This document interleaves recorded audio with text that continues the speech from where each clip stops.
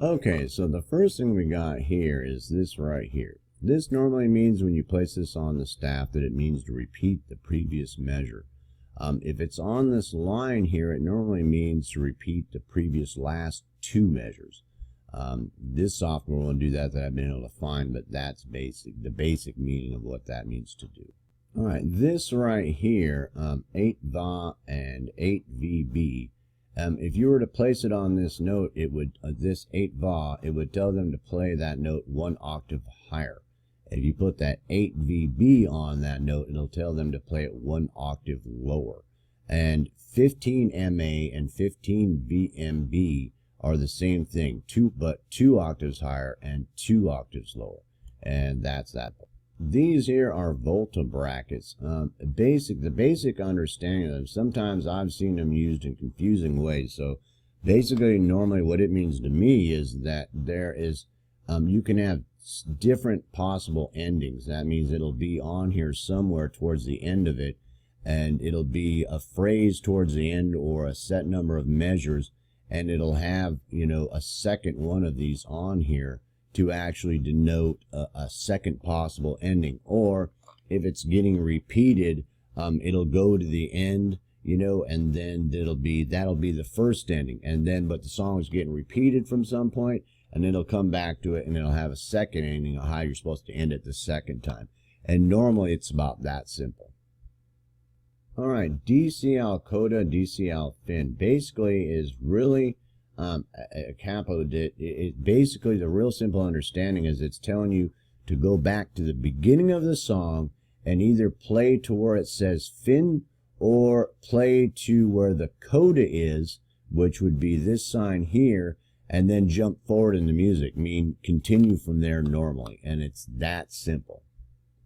All right, the DSL coda or the DSL fin, that basically, if DSL coda is going to be, you want to, when you reach this to this point and it says this, that you want to go back in the music, back in the measures to where you see this sign here, this Segno sign, and then play from there. And it'll either be DSL fin, which means, go back to that part and then play to the end, or it'll be DSL coda and repeat that part. Like, let's say you see that here, and it tells you to go back. So you have that sign here, and then you've got the coda sign that is this here.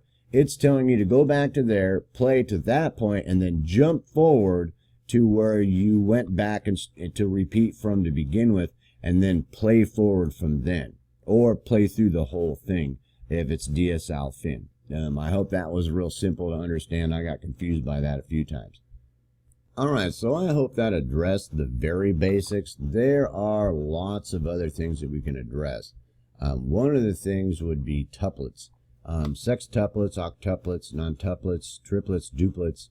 I expect you to Google those and just kind of take a look at those.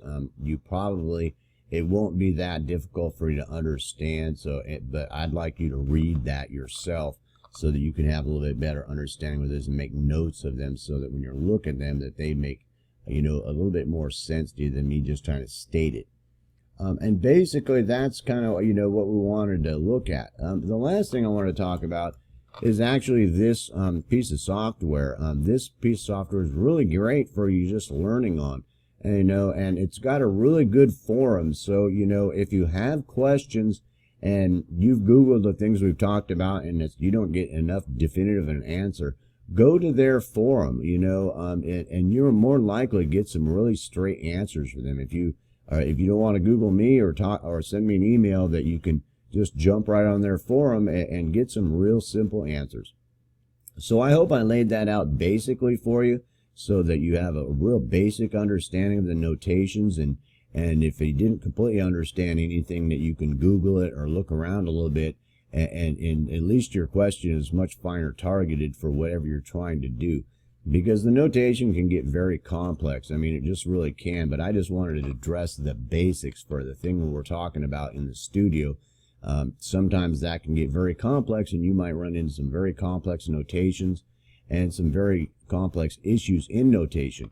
So you're going to take that as far as you need it for your production and what you're doing. But at least if you have those basic understandings, that you should be able to get through most of it with that basic knowledge.